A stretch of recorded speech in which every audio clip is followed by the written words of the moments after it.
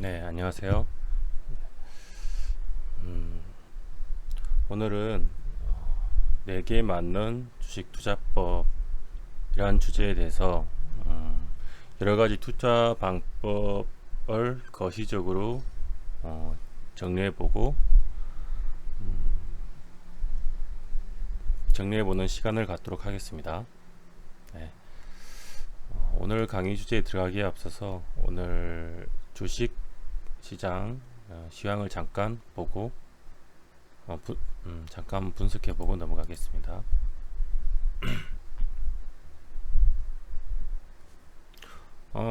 어제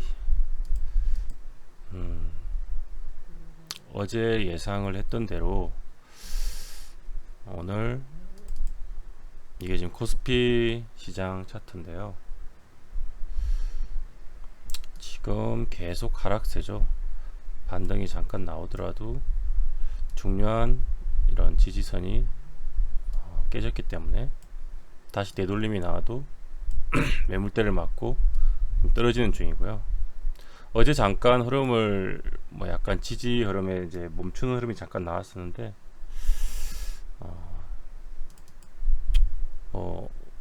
하루 정도는 반등을 하고 빠져도 될 법도 한데 그냥 오전에 잠깐 반등을 하는 척 하다가 오후에 결국 밀어버렸죠. 잘 대응을 하셨는지 모르겠네. 지수는 지금 계속 좋지는 않을 것 같아요. 최소한 한두 달, 많으면 그 이상 연말까지 일단 보수적으로 봐야 되고요. 지금 오늘 나온 지지선도 일단 어느 정도 힘이 있는 건데 이게 만약에 이제 깨지면 그 밑에 지지를까지를 봐야 돼서 1700이나 아니면 675선까지 열어둬야 될 것 같습니다. 일단 뭐 더 이상 안 깨지고 여기서 이제 한번 지금 낙폭 많이 과대하긴 하거든요. 한 번 정도는 튀어주고 이렇게 빠질 수도 있고요. 아니면 뭐 지지를 확인하다가 틀 수도 있는데 사실 지금 앞 시간에 얘기 드렸듯이 글로벌한 악재가 아직 해결되지 않고 있고 환율 상승 위험 요인도 있고 그리고 미국 중국 무역 분쟁 이슈. 그 사실은 어떤 느낌이냐면 투자자들이 눈치를 많이 보고 있는 것 같아요. 장이 불안하니까 시원시원하게 못 사고 이게 종목 흐름에도 영향을 이런 현상이 나타나는데 종목을 한번 볼까요? 그래서 오늘도 역시 참 그전에 코스닥 같은 경우는 외인 기관이 계속 매도를 해서 본봉으로 봐도 좋은 흐름이 아니었다.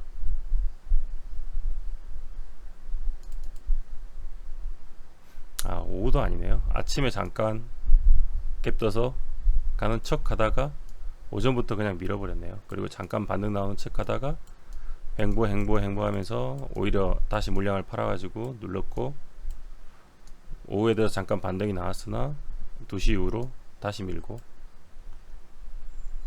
막 급격한 하락 패턴은 아니었지만 물량을 계속 팔고 있는 흐름이죠. 그 외인들도 아직까지는 외인이 이탈하고 있다, 그렇게 생각하면 될 것 같고요. 코스피 지수는 미리 많이 선행을 했었지만 역시 얘도 흐르고 있고 낙폭 자체는 코스닥보다는 좀 덜하죠. 그냥 이 코스피가 아니구나, 코스피죠. 아깝게 코스닥이고 코스피 지수는 미리 선행해서 많이 빠졌었기 때문에 흐름은 비슷하지만 사실 최근에는 조금 코스닥보다는 덜 빠지고 있어요. 이미 많이 빠졌어요, 코스피가 먼저. 그래서 코스닥이 지금 후행하는 느낌으로 빠지고 있고요. 대충 그렇습니다. 하여튼 장은 보수적으로 현금 많으신 분들한테는 기다리면 기회의 장이 될 것 같고요. 현금화가 되신 분들은 이미 뭐 앞번에 얘기 들었듯이 다 시황도 그렇고 경고가 다 나왔죠. 이미 주식 비중을 줄이고 잘 하시는 분들은 다 대부분 현금화를 많이 하셨을 거예요. 잘하는 분들은, 그리고 마지노선은 여기서라도 현금화를 했어야죠. 여기라도 반등 나올 때라도 아니면 깨질 때라도. 시황은 그렇고요. 시장은 오늘 그래서 코스닥이 약했으니까 그렇게 잘 간 종목이 많이 나올 수가 당연히 없죠. 그나마 이제 몇 가지 특징주 잘 갔던 친구들을 보자면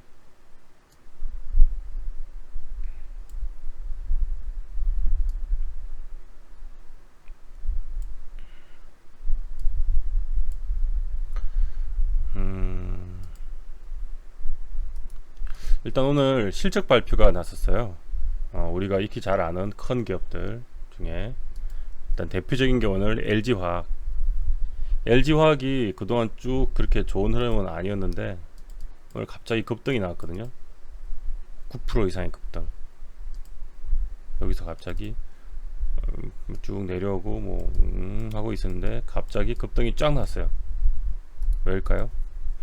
어중간한 테마 장세가 지나면 행보를 할 수도 있지만 그 다음에 실적 발표 기간이 오면 사실 어중간한 테마가 다 가고 나면 돈이 갈 데가 없잖아요. 그럼 실적이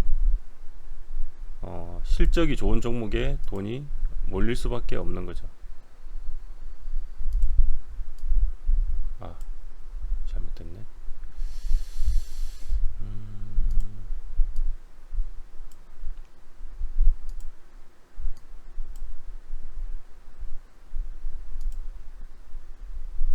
왜 이래?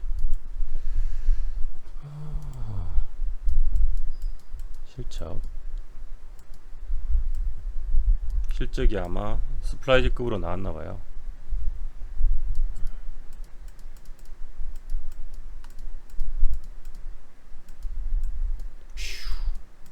한번 볼까요?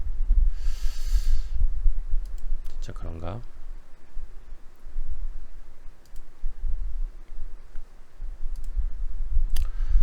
뉴스 시황을 보면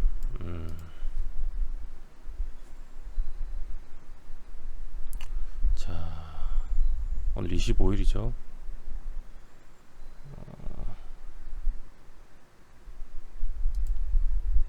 자, 여기 나왔죠. 특징주 해가지고 이거보다 앞에 돼 있을 것 같은데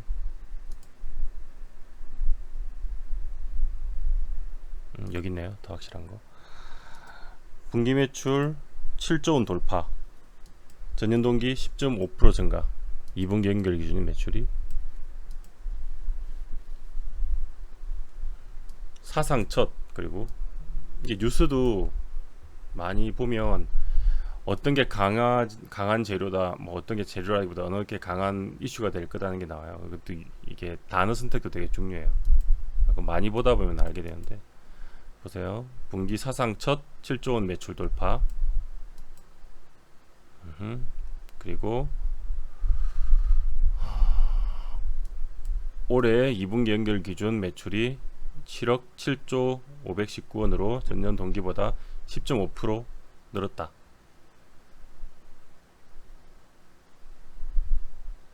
이거 시작 안 된 건가?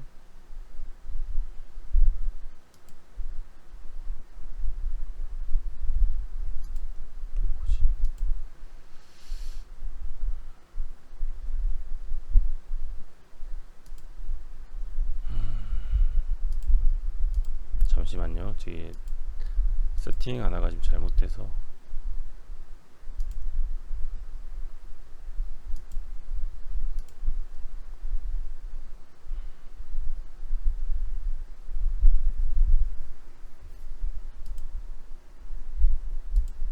그냥 진행하도록 하겠습니다. 안 되는 건 알 수 없고. 네, 그래서 어디가 됐죠? 이런 이슈가 나오니까 갑자기 이런, 자 어떤가요?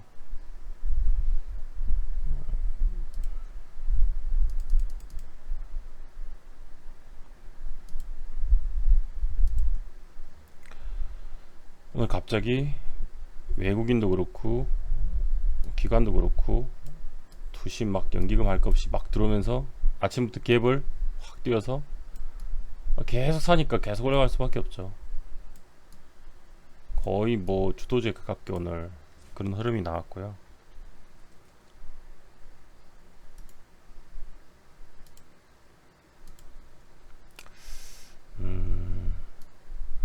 그래서 보면 여기도 도이치, 모건 스탠리 막 사죠.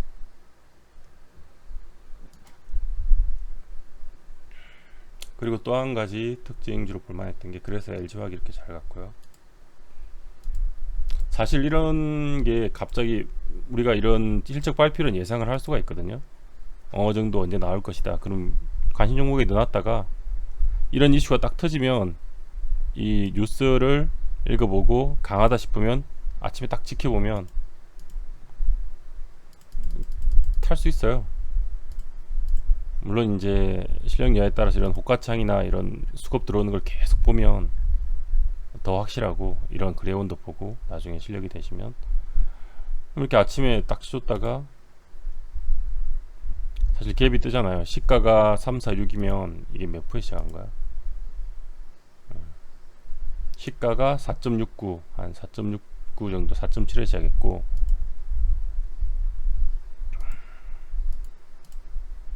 시가에서 쳤다가 밀렸는데 시가가 안 깨지고 지지하는 흐름이 나오고 돌리는 흐름이 나오잖아요. 돌리는 흐름이 나오면 이제 여기서 내가 어떤 매매를 할지 정할 수가 있겠죠. 시가가 안 깨지는 걸 보고 여기 대형을 시가로 잡고 잡아갈 수도 있을 거고, 아니면 이런 부분을 돌파 눌림을 잡고 여기서 잡을 수도 있고요. 그리고 이제 뭐 여기까지 갔으면 지켜보다가 마지노선이니까 여기가 안 깨지면 나는 그냥 들고 간다. 뭐 내일로 넘길 수도 있고 오늘 팔 수도 있고, 여긴 자유겠죠. 여기서 팔 수도 있고 여기서 팔 수도 있고 내일로 들고 갈 수도 있고. 그러니까 이게 아침에 이런 실적 같은 이슈는 영향을 크게 미치기 때문에 뉴스가 나오면 관심 있게 보고 매매를 하면 돼요. 두 번째 비슷한 종목이 오늘 현대산업이었고, 현대산업, HDC 현대산업, 이게 예전에 그 현대산업인가요? 아니면 새로 생긴 회사인가? 지금 잘 체크가 안 되는데, 여튼 이 회사 이것도 옛날 그 현대산업 같죠, 느낌이.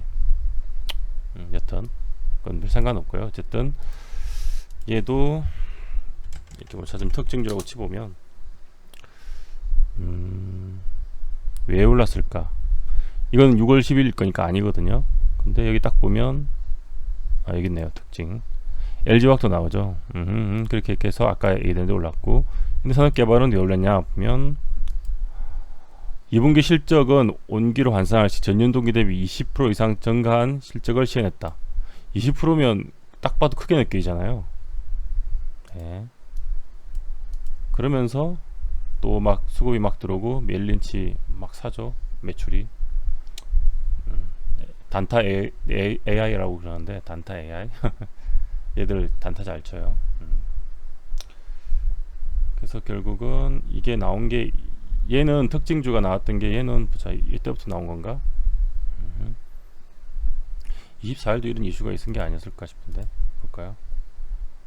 24일은 대북 경협, 이건 상사고 여기 있잖아요. 얘는 그러니까 발표를 어제 했죠. 어제. 오늘 한 게 아니고, 오늘은 이어서 지금 다시 또 가는 거고, 이때 아니면 이때 한 것 같네요. 여기 아니면 여기 했겠죠. 어쨌든 좀 흐름은 비슷해요. 안 죽으니까 어제부터 아마 계속 올라왔겠죠. 얘는 어제부터 매매할 수 있었겠죠. 이 뉴스를 내가 보고 체크를 했으면. 뭐 타점이야 뭐 나오는 거고. 여기서 이제 이때는 좀 그렇고, 이때 빠졌을 때 그 종가 베팅이 가능하죠. 종가 베팅이 가능하고, 여기나 여기도 타점이 되고요.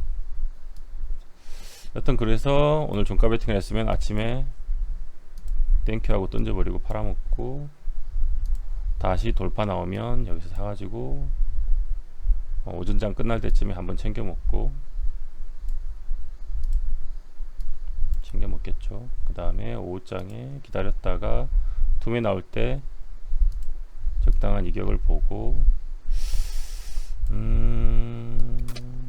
좀 적게 떨어질 것 같긴 해요. 느낌은. 어쨌든 뭐 빨리 잡으면 잡긴 잡는데, 못 잡았을 수도 있고 아니면 잡았을 수도 있는데, 잡았다 그러면 종배로 들고 갈 수도 있고, 아니면 많이 올렸으니까 팔 수도 있겠네요. 조금 더 떨어졌으면 좋았을 것 같은데 좀 애매해요. 조금 더 떨어졌으면 확실하게 잡았을 것 같은데 좀 애매한 부분이 있는데, 여튼 이런 식으로 재료가 실적 재료가 나왔을 때 이용해서 수익을 낼 수 있는 오늘 장 특징주 두 개였고요. 그 다음에 어제 대북 테마주 대장급 부산산업 푸른기술, 부산산업이 대장이죠. 오늘 다른 종목들은 뭐 현대로템, 시멘트는 좀 약했어요. 아침에 올려다가 결국 지수 빠지면서 따라가서 동반 지수가 빠지니까 힘이 없어지죠. 이렇게 되니까 같이 동반 하락하면서 좀 밀렸고요.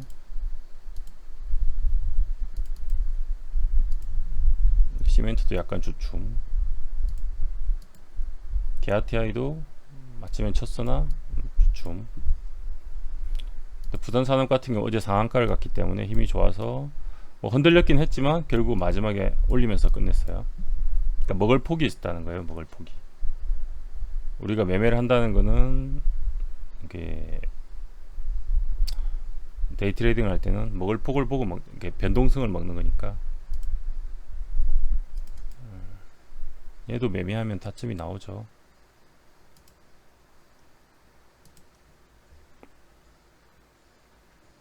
딱 봐도 종가 베팅 했으면 날리고, 여긴 좀 그렇고, 돌파 나오고 떨어지는 폭을 보고 사서 챙기고, 다시 오후에 낙폭죠. 여기 사서 팔고, 사서 팔고. 가능하겠죠. 얘도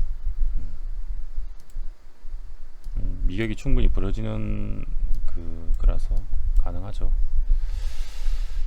이런 식으로 매매를 할 수 있었고, 어제 그러니까 만약에 실적을 위주로 아까 그 대형주 LG화학, 뭐 현대산업을 매매하지 않았다면 이런 부산산업은 매매하는 거 괜찮았을 것 같아요. 왜냐면 이미 충분한 돈이 쏠렸기 때문에 바로 안 죽죠. 푸른기술은 2등 정도인데, 할 거면 부산산업을 해야 되고, 푸른기술은 이제 보조로 보고 부산산업을 못했을 때 할 수 있는 정도인데, 부산산업보다는 좀 약하죠. 딱 봐도 흐름이 비슷한데 좀 약하죠. 보세요. 좀 약하잖아요. 마지막에도 제대로 못 쳤고. 근데 흐름은 비슷했고요. 할 거면 부산산업 하면 되겠죠. 그리고 마지막으로 볼 게 오늘 암호화폐 시장, 비트코인 소위 얘기하는 비트가 오늘 많이 상승을 했어요. 궁금하신 분들이 있으려나? 오늘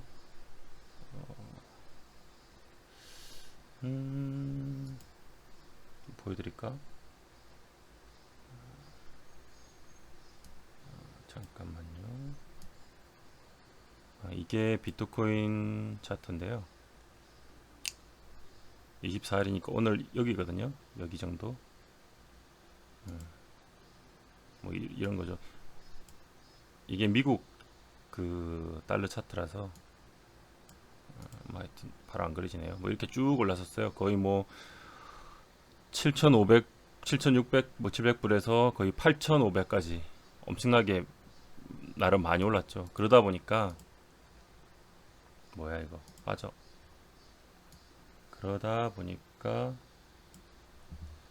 뭐 소위 주식시장의 비트코인주라고 평가받는 이런 우리기술 투자나 비텐트가 오전에 장 잠깐 빵 칠 때 가는 척하고 해먹었어요. 그리고 쭉 틀었죠. 개인들 많이 물렸겠죠. 사실 저 같은 경우는 비트코인 매매를 많이 해보면 알지만 그쪽도 도깨비 같은데, 주식에서 비트코인주를 하는 게 그렇게 바람직하다고 생각하지는 않는 사람이에요. 그러니까 이런 흐름을 봤어도 이걸 하느니 그냥 아까 부산산업이나 뭐 LG화학이나 현대산업이나 그런 걸 하죠. 저 같은 경우는. 왜냐면 안정성이 더 중요하다고 생각하기 때문에. 얘는 뭐 정할 거 없으면 하긴 하는데 굳이 하진 않아요. 그리고 이런 종목을 들어갈 때는 반드시 대응을 칼같이 해줘야 돼요. 이거 사는데 뭐 미친 척 이렇게 여기 살 사람은 없겠죠. 여기 사서 물리는 분은 이런 종을 매매하면 안 되고, 그리고 이런 잡주를 매매하면 안 되고, 그리고 실력이 부족한 거예요. 공부를 덜 하신 거예요. 여기 산다는 건 말이 안 되는 거예요. 네, 여기 산다 그러면 이해를 해요. 여기 사는 분은 이해하지. 여기선 잡을 수 있어요. 잠깐 눌림 줄 때 손 빠르신 분 틱 잡아가지고 여기 돌파할 때 다시 잡고. 그러니까 정확히 얘기하면 여기가 아니고 여기겠죠. 여기 보고, 그럼 여기 대형 손절 잡으면 되니까 여기 손절 잡고.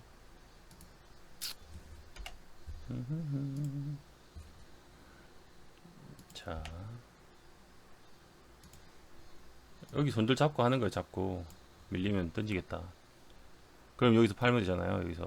여기서 뭐 대충 올라갈 때마다 팔아도 되고 팔면 되잖아요. 근데 이제 그 다음부터 시장이 빠지기 시작하니까 얘도 세력도 뭐 시장도 여기 이렇게 빠지는데 내가 뭐 할라 이걸 지켜냈는지 던졌죠. 두두두.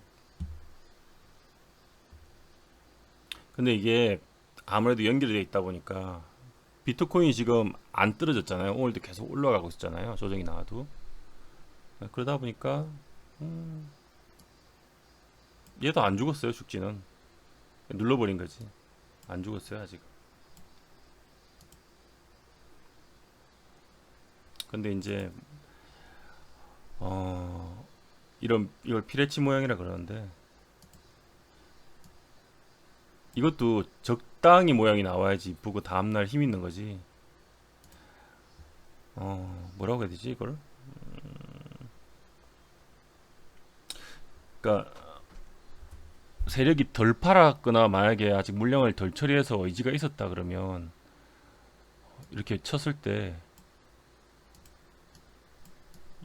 이렇게까지 많이 밀진 않아요. 이거는 올렸던 애들은 털어 먹었다는 얘기고, 이제 혹시 희망이 있다면 여기서 밑에서 다시 들어온 세력들이 뭐 한 번 더 해먹을지는 모르겠으나 약간 짧게. 근데 개인적으로 이런 모양은 안 보는 게 좋죠. 이건 약간 도박성이라서. 근데 새로 들어온 세력이 어쨌든 비트가 안 죽으면 또 해먹을 여지는 있다는 건 사실이에요. 비트가 빠진 게 아니고 얘는 비트 연동해서 지금 주식시장에서 움직이는 애니까. 내일 만약에 비트코인이 한 번 더 치고 간다 그러면 얘도 또 한 번 더 칠 수도 있겠죠.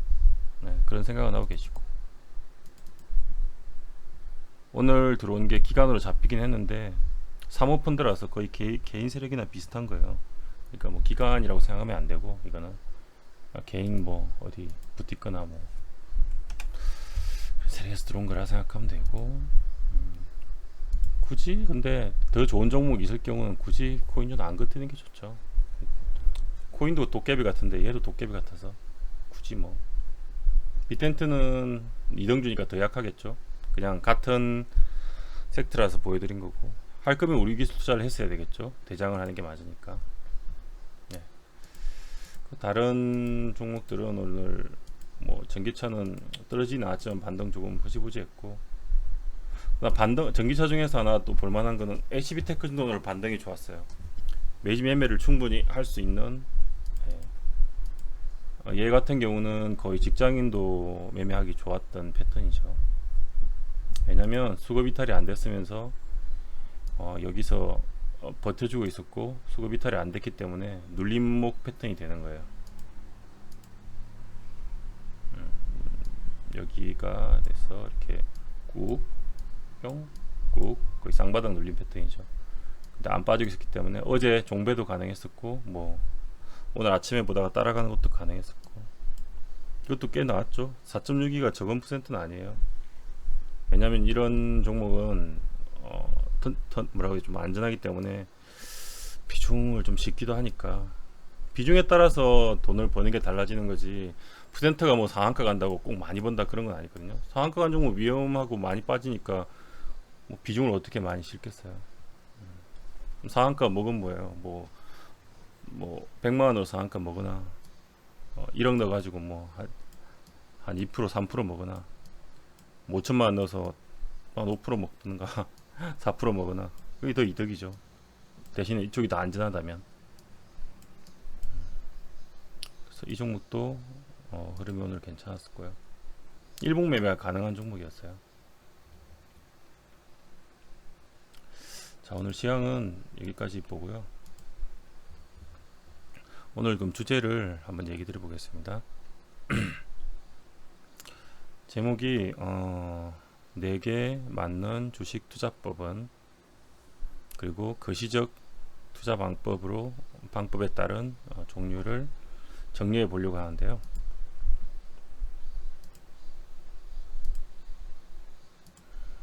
시황을 너무 오래 했어요. 원래 좀 더 빨리 끝내려고 했는데 좀 길어졌네요. 일단 제가 간단히 정리한 부분이 있는데 한번 설명을 드리겠습니다. 주식에 뭐 누가 법으로 정해놓은 건 없기 때문에 사실 뭐 이게 절대적 진리다 그런 건 없어요. 이거는 제 기준으로 제가 매매법을 분류해 놓은 거예요. 아마 처음 보신 분들이나 초보분들은 굉장히 놀라겠죠. 뭐가 이렇게 많아 생각하실 거예요. 진짜 많아요. 주식 투자를 하는 데 있어서 그런 방법적인 이제 매매 방법이나 뭐 분석적인 접근법은 굉장히 다양한데 뭐 꼭 어느 게 맞다 틀리다고 말할 수는 없어요. 뭐든지 수익을 꾸준히 내면 그 매매법은 자신한테 맞는 거고, 그리고 자기 매매 패턴 뭐 시간, 쓸 수 있는 시간, 얼마나 볼 수 있는 시간, 매매 습관, 취향에 따라 다 다른 거죠.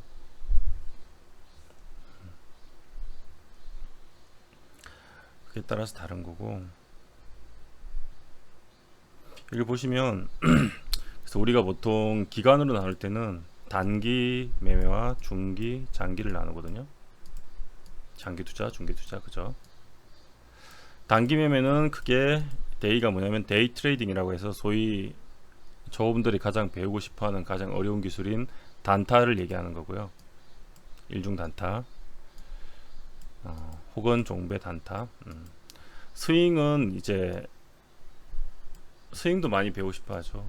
이게 한 2, 3일에서 뭐 일주일, 2주일 정도 들고 갈 수 있는 그런 홀딩에서 이제 수익을 내는 매매법을 얘기하는 거고요. 중기는 뭐 한 3개월에서 6개월 들고 가는 매매. 3개월은 아니고 한 1개월에서 제가 생각하는 중기는 한 3개월에서 정도? 네. 장기는 한 6개월에서 1년 정도 들어가는 매매. 근데 이런 매매법에 따라서 이제 단기냐 중기냐 장기냐에 따라서 이 차이가 있어요. 적용할 수 있는 부분이. 설명을 좀 더 할 건데 일단 크게 간단히 쭉 리스트업을 하고 얘기 드릴게요. 일단 기본적 분석을 기반으로 한, 즉 펀더멘탈 기반으로 한 많이 들어본 가치 투자 매매가 있습니다. 가치 투자 매매가 있고, 이 가치 투자 매매의 특징은 가치 투자 매매는 어떻게 보면 분산 투자를 기본으로 하죠. 분산 투자를 기본으로 하고, 그리고 당연히 분산 투자라는 얘기는 분할 매수와 뭐 분할 매수를 일단 기본으로 하고요. 그리고 당연히 펀드적인 분석과 말고 수익률 자체는 수익률은 낮을 수밖에 없겠죠. 대신에 이제 안정성이 높겠죠. 근데 제가 이제 지켜본 바로는 사실은 이렇게 가치 투자 매매만 해서는 예전에는 통했어요. 우리 장이 이렇게 성장하기 전에 지금보다 훨씬 나았을 때는 코스닥 엄청 낮았잖아요. 그런 때는 들고 있다가 이제 대박 나신 분들이 있는데 뭐 유세도 나오죠. 소위 저는 옛날 사람들이라고 얘기하는데 2000 뭐 몇 년도 2000년도 초반. 근데 사실 우리나라 장은 뭐냐면 이렇게 장이 계속 올라가는 장이 아니고 우리나라 장은 약간 박스권이잖아요. 코스피도 그렇고 그러다 보니까 올라가면 패요. 한 2000 가면 패서 내려버리고 또 2000 돌파하면 또 패서 내려버리고 공매도가 막 설치니까 그러다 보니까 사실 원론적인 가치 투자는 우리나라 시장에 사실 맞지가 않다. 우리 시장에는 맞지가 않다. 1년 2년 기다려서 수익이 났는데 더 기다리면 본전으로 돌아와서 마이너스 되는 경우도 있어요. 그러니까 뭐 그냥 무턱대고 홀딩하는 거는 사실 맞지가 않고요. 그래서 이제 그래서 가치 투자를 잘 하시는 분들이 나온 게 차트적인 부분을 같이 공부를 해서 펀더멘탈과 기술적 분석을 같이 해서 하이브리드식으로 매매하는 매매법이 있어요. 이것도 이제 기본은 분할 투자 분할 매수를 하고 얘는 어떤 식이냐면 계속 가치 이하로 떨어졌을 때 분할 매수를 하는데 어느 정도 차트상 바닥권을 보일 때 분할 매수를 하고요. 그리고 차트상 오버슈팅 뭐 특정 뭐 재료나 테마에 엮일 때 테마에 엮여 오버슈팅이 나오면 챙기고 전량 매도 전량 익절 이런 식으로 하는 매매를 하이브리드 가시투자 매매라고 합니다. 개인적으로 그냥 가치투자 매매를 할 거면 차라리 미국장이 맞아요. 뭐 지금 다 해드린 없지만 어쨌든 미국 차트는 계속 구상향을 했어요. 똑같은 한국 시기를 봐도 근데 한국은 같은 시기를 봤을 때 계속 우상향이 아니고 올라다 떨어뜨렸다 하면서 많이 좀 오르긴 했지만 예전에도 거의 이런 흐름을 갔었죠. 지금도 이렇게 하니까 또 빠지잖아요. 올라가고 또 빠질 수도 있고. 미국장은 비교적 꾸준히 오르기 때문에 외국장에 오히려 맞지 국내장은 뭐 세력님들 공매도님들 기관들 등등 때문에 맞지가 않다. 별로 사실 수익을 크게 내기가 지금 하면 힘들 거예요.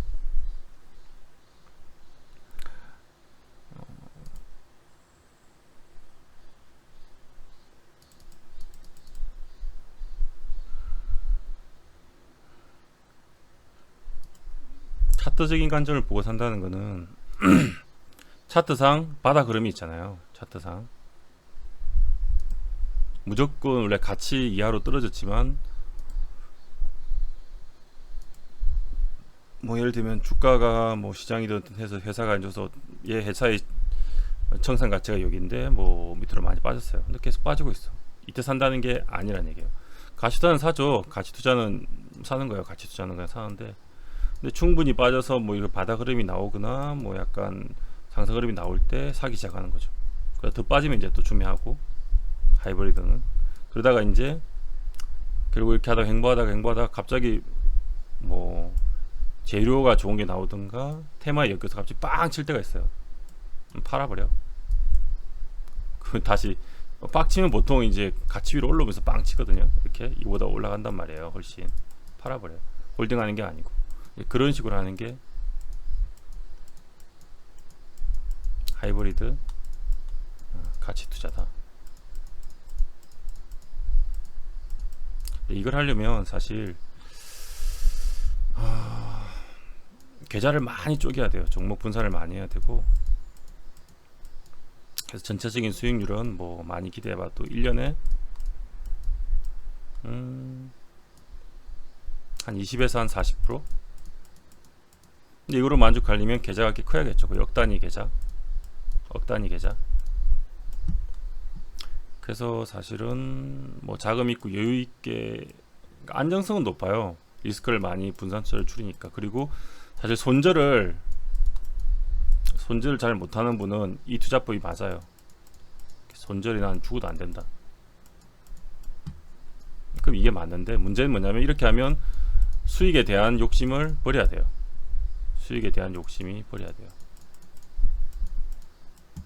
왜냐면 이 투자법은 분산을 많이 해야 되고, 그에 따라서 이제 리스크 관리를 하면서 상호 해지를 응용해서 꾸준한 수익을 목표로 하는 거지, 한 방의 수익을 목표로 하는 게 아니라서.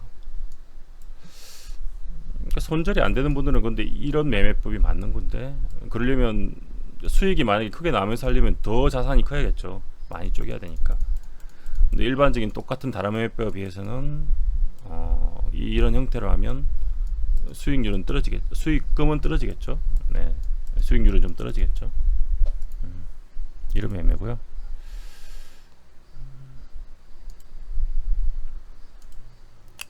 두 번째는 많이 하는 이제 기술적 분석에 의한 차트 매매. 보통 소위 말하는 세력주, 대마주 매매가 있고, 보통은 단기 트레이딩을 하든지 아니면 스윙 하든지. 그리고 그 밑에 보면 용어 적기가 조금 애매해서 이렇게 적었는데, 매집, 뭐 낚시 매매라고 제가 정했어요. 이거는 단기보다는 스윙인데, 저게 차이점은 지금 얘기 드릴게요. 그리고 대형주, 우량주 매매. 차이가 뭐냐면 그냥 이런 거예요.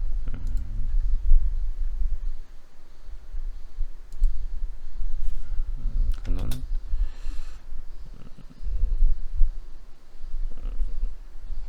대박 수익에 대한 욕심을 버려야 한다.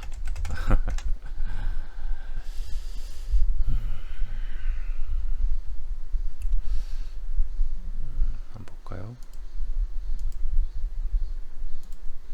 첫 번째 말한 소위 그냥 테마주 매매는 그냥 일반적으로 생각하는 그 매매가 맞고요. 뭐 이런 거. 부산산업. 좀 이상하게 올라갔네. 뭐 이런 거죠. 뭐 현대 로템이든 뭐 대하 TI 예전에 올라갈 때. 차이는 이런 거예요. 차이는 이렇게 이미 시세가 이렇게 빵 나오면 이런 때 막 붙어서 매매를 하는 거예요. 매매하고 먹고, 이런 걸 이제 일반적인 우리가 말하는 세력주 매매고, 아까 매집 낚시 매매라는 건 뭐냐면 이런 그 전에 수익 관점에서 모아가는 거예요. 이 차트를 잘 보면, 많이 보다 보면 이렇게 갈 것 같다, 칠 것 같다, 재료가 곧 나올 것 같다, 그런 느낌이 오거든요. 뭐 예를 들면 얘라고 치면은 뭐 이렇게 가면서 뭐 이평선들이 모이네. 그다음에 매집 힘이 이렇게 되면서 엉축하고 있네. 얘는 너무 갑자기 이슈에 터졌으니까 좀 그렇고, 얘는 돌발 이슈로 갑자기 발표해서 간 거고, 다른 세력주를 보면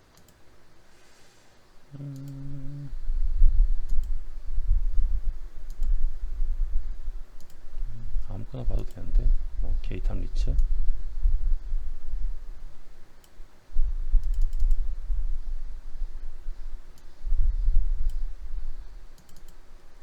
뭐 이런 거죠. 그러면 그러니까 치기 전에 이런 자리 미리 산다는 얘기죠. 미리 이렇게 해서 이렇게 하고 한번 흔들고 이렇게 모아가네. 뭐 꼬임 달고 여기 압축이 되었네. 이게 좀 사자. 그러다가 이제 땅 치잖아요. 여기서 팔아버리는 거예요. 팔아버리는 거. 그런 매매가 두 번째 낚시 매매를 얘기하는 거고요. 세 번째 대형주 매매는 말 그대로 소위 대형주를 이제 차트 기준으로 이렇게 해석을 하기 때문에 이쪽은 뭐 재료도 안 보고 사실은 크게 재료 이제 뜨면 보겠죠. 근데 크게 중요하게 생각을 안 하고, 그리고 뭐라고 해야 되지? 사실 한 방 맞을 확률이 존재해요. 이게 펀드멘탈도 안 보기 때문에 구성 1패가 나올 수가 있습니다. 구성 1패가 뭔지 아시나요?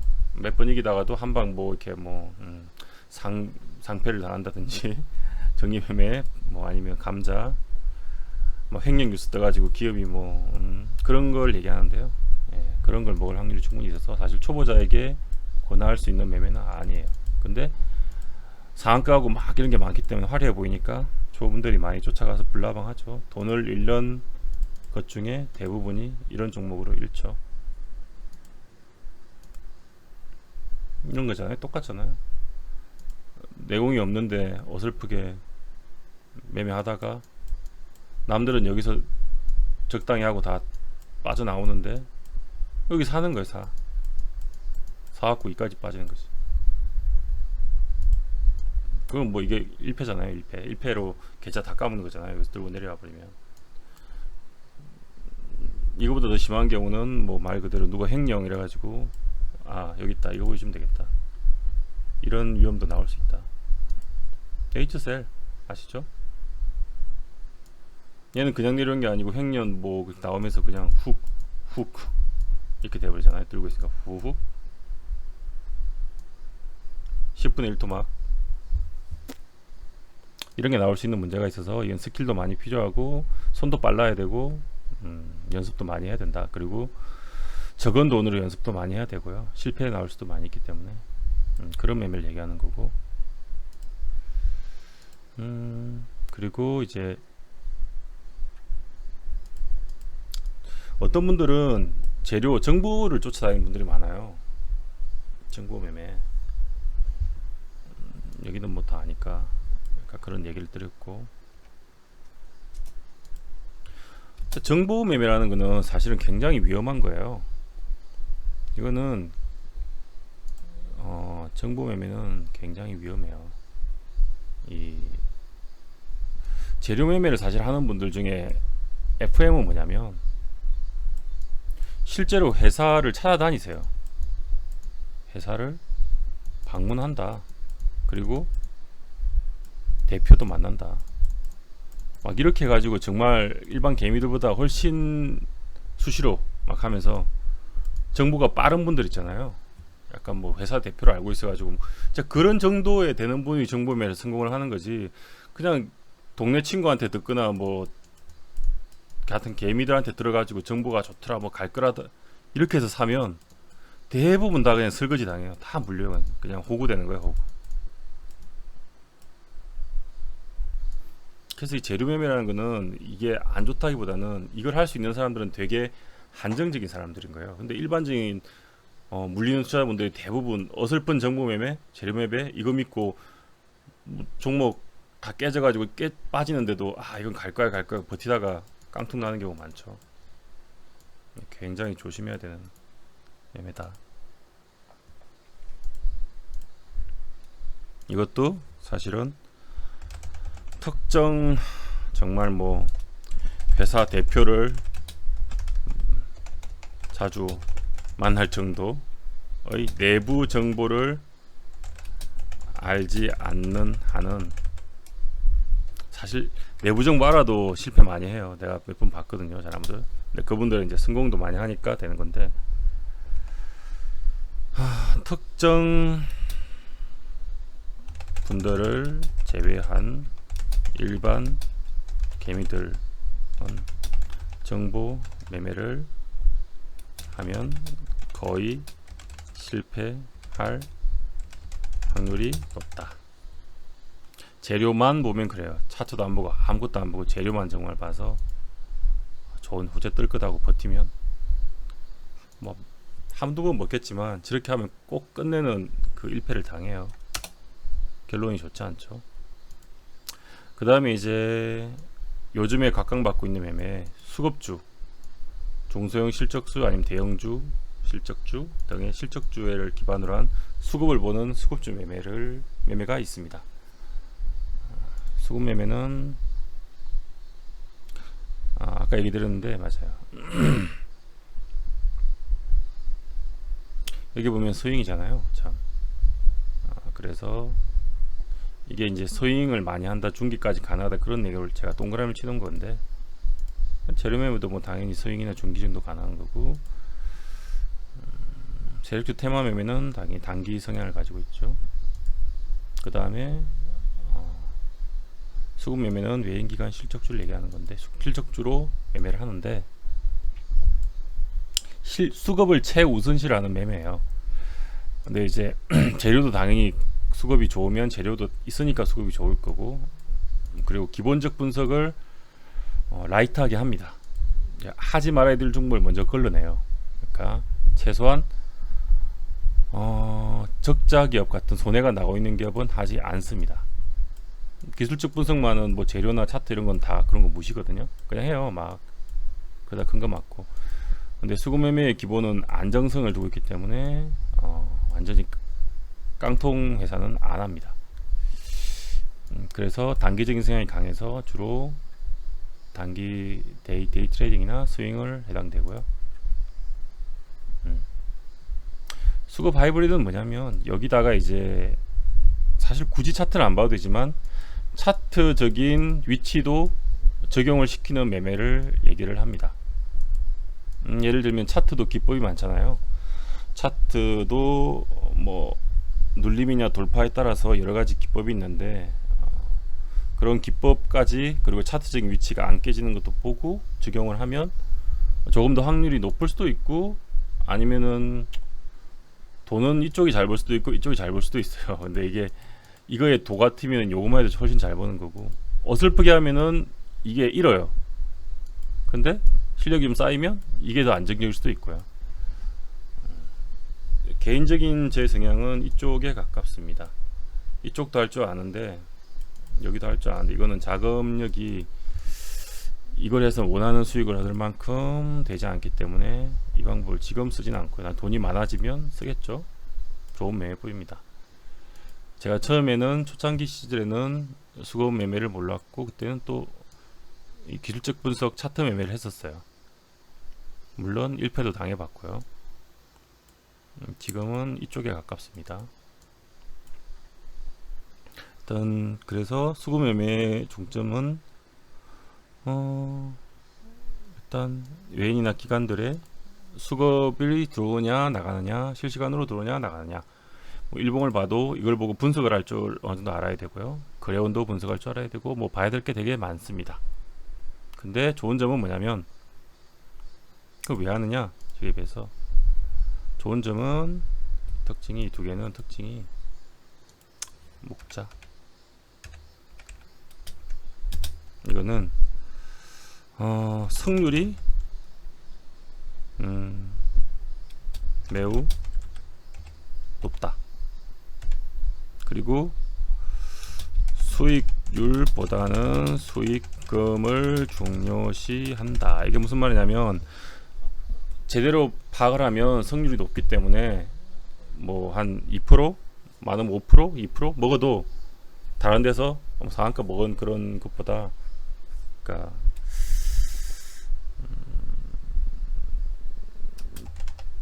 뭐라고 해야 되지? 집중 매매라 그러나?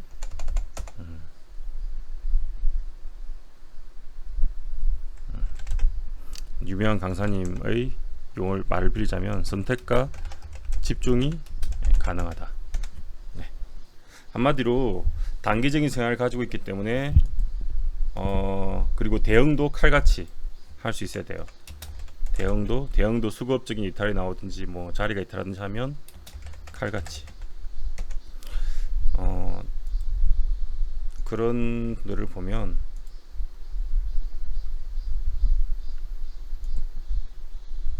그러니까 비중을 실어서 짧게 먹는 건데, 이 자체가 수익이 크다는 거예요. 이 자체가 짧게 먹지만 뭐 2%, 뭐 5% 먹지만 수익 자체가, 수익금이 크기 때문에 되고, 위에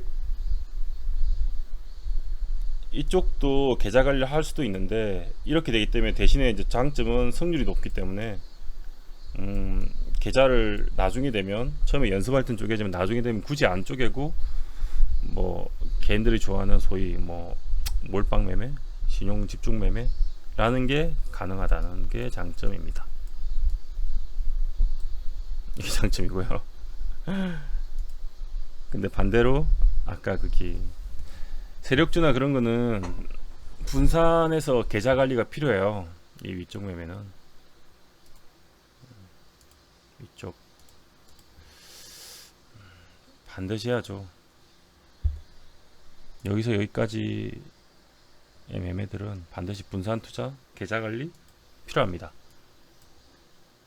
이쪽도 계좌 관리는 해줘야 되겠지만 여기에 비해서는 이렇게 데이 트레이딩이나 스윙 정도를 접근하기 때문에 사실 훨씬 계좌 관리보다는 선택과 집중이 가능한 그런 매매다 라고 이해하시면 되겠습니다.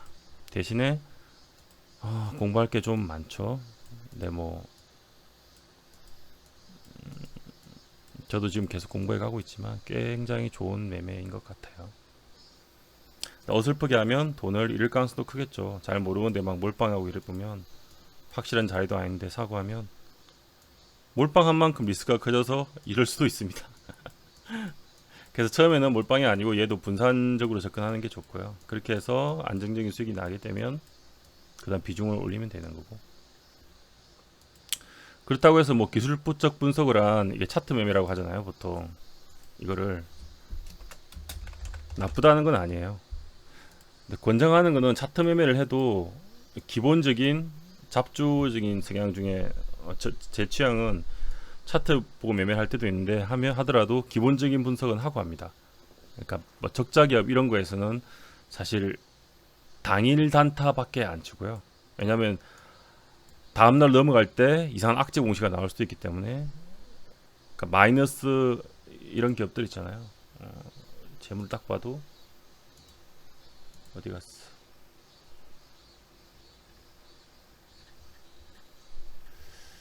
제가 워낙 썩은 기업들은 안 넣기 때문에 찾기가 좀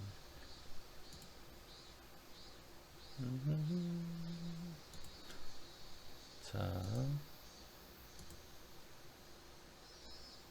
아무나 찍자. 마이너스가 안 나오네. 오픈베어스 뭐 얘도 뭐 마이너스죠 거의. 여튼 안 한다는 거예요. 이렇게 보이죠? 뭐 이거만 봐도. 근데 이게 이제 좀 기업 분석 들어가서 여기서 몇 가지를 더 보는데, 이렇게 보고 재무제표도 약간 보고, 근데 뭐 펀더멘탈 가치 투자처럼 깊게 보는 건 아니고요. 이렇게 기본적인 거 주르륵 대충 보면 알 수 있거든요. 그래서 이제 좀 걸러낸 다음에 스윙 이상의 매매를 할 때는 기본 분석을 보고 매매를 하는 게 맞고요. 여기 기술적 분석 매매를 하더라도 테마주로 하든 뭘 하든 당일 매매는 뭐 굳이 안 봐도 뭐 실력되면 빨리 빠지면 되니까 하면 되고, 당연히 우량주나 뭐 이런 거 다 봐야겠죠. 이 차트 매매로도 잘하는 분들은, 고수분들은 굉장히 많아요. 오히려 더 많죠. 왜냐면 수급 매매가 조금 더 훨씬 최근에 나온 매매이기 때문에 차트상으로도 기법 자리 같은 것도 많고, 나쁜 매매라고 할 수는 없어요. 다만 그런 리스크에 대한 관리를 잘 해주는 게 중요하고요. 그러니까 어느 게 맞다고 할 수는 없는데, 예를 들면 내가 직장인인데 이런 단기 데이 위주의 매매를 하기는 힘들잖아요, 거의. 자, 그래서 보면 직장인은 사실 단기 스윙 또는 중기 매매가 적당합니다. 뭘 기반으로 중기 매매를 하느냐, 차트 기반으로 할 것이냐, 기본 분석을 하고 할 것이냐, 뭐 수급 기반으로 할 것이냐, 아니면 가치 분석을 기반으로 한 매매를 할 것이냐의 차이인 거지. 고르면 되고요. 대신에 제가 빠진 게 있네요. 여기 가치 투자가 아닌 경우는, 나머지인 경우는 다 대응이 필요해요. 손절, 리스크 관리가 필요한 매매법입니다. 이거 다 손절이 필요해요. 다. 여기서 여기까지는 다 대응이 필요한 매매예요. 대응이 필요한 매매. 대응이 필요한 매매.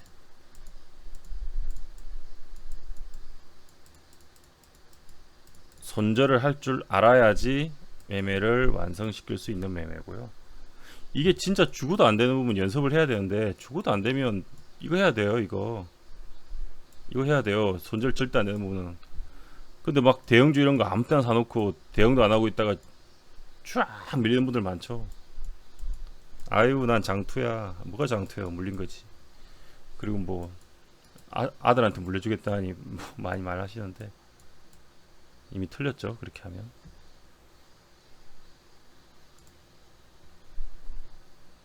그래서 여기까지는 반드시 대형이나 손절한 연습을 해야 되는, 자기 기준에 맞춰. 이것도 기준이 있거든요. 대형이나 손절도 어떤 내 기준에 맞춰서 대형이나 손절을 하는 연습을 반드시 해야 되는 매매고요. 여기는 왜냐하면 가치 투자의 기본 원리는 그거예요. 기업 본연의 가치가 있는데 이 가치 이하로 내려가면 언젠가는 다시 올라온다는 나름대로 기준이 있는 거잖아요. 그게 가치 투자 베이스고, 언젠가는 올라올 거니까. 얘는 중요한 건 뭐겠어요? 한 번에 사면 안 되는 게 중요한 거예요. 나눠서 사야 돼요. 나눠서. 특정한 지지선마다 나눠서 한 3번이면 사면은 결국 돌아 올라오면은 뭐 본전에 챙기든 수익 내고 챙기든, 시간과 약간 싸움이 필요한 거고, 이쪽은 대응 안 하면 큰일 나고요. 얘는 정말 가치가 낮을 때 사는 거니까 올라오는 건데, 얘는 그게 아니기 때문에 조심해야 된다.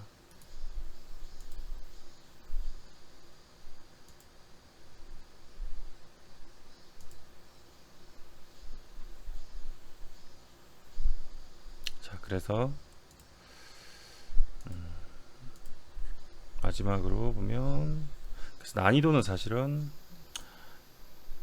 그런 거 있어요. 초보분들 장투도 중기 투자도 못하면서 서행하고 싶다는 분 있고, 서행도 잘 못하면서 단타 치고 싶대.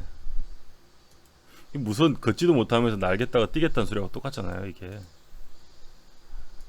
원래 매매가 포함이 돼요. 장투보다 당연히 스윙이 어렵고 단기 트레이딩이 어려운 이유가, 이걸 잘하는 사람은 이것도 잘해요.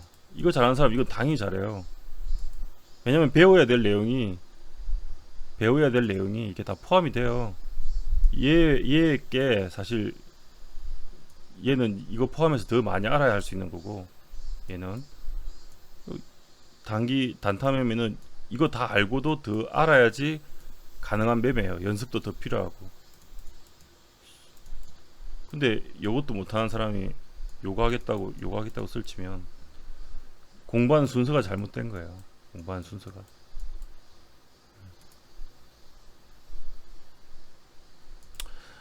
어쨌든 그래서 장기 투자로 갈수록 대박 수익에 대한 욕심은 버려야 된다. 분산 투자를 통한 비중 조절을 통한 계좌 관리가 필수다.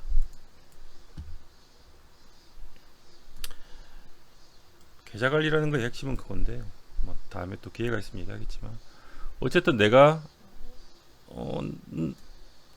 내 계좌에서 손절이 나와도 뭐 다음에 한두 번 매매로 복구할 수 있을 정도에서 멈춰야 되잖아요.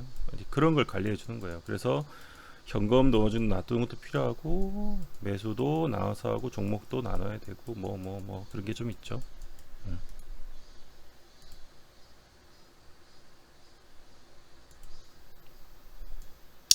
아까 시황이 길어져서 내용 설명도 길어졌는데, 여튼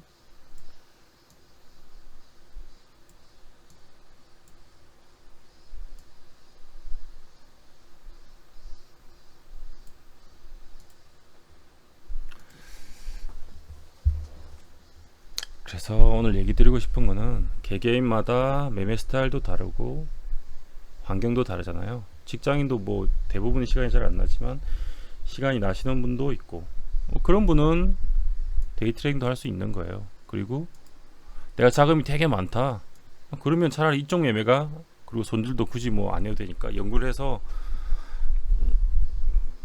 이렇게 하면 이제 공부 포인트는 그겠죠. 어떻게 하면 내가 가치 이하의 가치가 이제 저평가로 표현하죠. 종목을 찾을 수 있느냐. 그리고 차트적으로 섞어서 바닥권을 확인하고 오버슈팅의 개념을 이해해서 팔 수 있느냐, 그런 걸 공부하는 게 맞는 거고, 종목 분산해서 뭐 한 20개 40개 하면 돼요. 정말 되면. 그게 아니면 뭐 내가 돈은 없다, 그럼 일단 돈이 없으면 욕심을 부려서 욕을 할 수도 있겠죠. 물론 난 정말 욕심을 부리겠다, 돈을 많이 안 벌어도 된다, 종목을 많이 쪼갤 수 있다, 그럼 하면 되는데, 보통은 사람들 욕심이 있죠. 돈이 너무 작으면 이쪽을 하면 수익이 나도 기간은 긴데 오래 좀 기다려야 되잖아요. 만족을 못하기 때문에 이쪽으로 넘어온다고요. 이거나 이거나. 요거는 아까 얘기드렸듯이 자기가 특별히 뭐 발품을 팔아서 회사를 막 뛰다니지 않는 한 하지 않는 게 좋고요. 이거 아니면 이거거든요. 요건 정통적인 방법, 이쪽은 최근에 핫플레이스가 한 방법. 근데 결국 원리는 똑같아요. 원리는 수급이 들어가는 거 빼고는 나머지는 비슷하고, 여기서도 내가 손이 엄청 빠르지 않다, 나는 칼등을 못하겠다, 일봉 정도 보고 매매를 해야 된다, 그럼 이쪽을 하는 게 맞겠죠. 대신에 일봉 매매도 할 수는 있어요. 근데 그거는 또 종목 선정에 대한 공부를 하셔야 되고, 정말 강한 종목은 일봉 매매를 해서 할 수도 있어요. 분할 매수해가지고 이렇게 할 수도 있는데, 그러니까 그게 아니면 내가 시간이 된다, 그러면 스윙이 아닌 단타를 할 수도 있을 거고, 나는 이런 급등 급락 흐름보다는 꾸준히 제대로만 종목 찾으면 한 방에 갔을 때 꾸준히 올라가거나 확실하게 뭐 올라가는 그런 게 좋다, 안정성이 높은 게 좋다, 그리고 나는 비중을 싣는 매매를 하고 싶다, 그러면 이쪽을 파는 게 맞죠. 나는 비중을 싣는 매매를 하고 싶다, 대신에 칼 대응 자신 있다, 연습하겠다, 그리고 노력할 자신도 있다, 외인기관 수급을 어떻게 보면 실시간으로 파악할 것인가, 눈 뜨고 내가 대기 타겠다 하면 되는 거예요. 이쪽으로. 근데 이쪽도 약간 이 부분은 그런데, 단기 스윙 같은 경우는 직장인도 충분히 할 수가 있어요. 아까 말한 실시간 매매는 여기에 해당되는 거고, 데이 트레이딩 스윙 같은 경우는 직장인도 충분히 가능합니다. 가능해요. 왜냐면 스윙은 굳이 분봉해서까지 안 들어가도 일봉만으로도 내가 분산, 물론 스윙을 하면 당연히 몰빵이 아니고 분산 투자를 해야 되고요. 분할 매수를 해야 되고요. 가능하고요. 하여튼 그래서 오늘 얘기 드릴 거는 다 얘기 드린 것 같고요. 이걸 잘 보시고 자신에게 맞는 투자법이 뭔지 한번 고민해보는 시간을 가졌으면 합니다. 네, 그럼 오늘 강의는 여기까지 하도록 하겠습니다.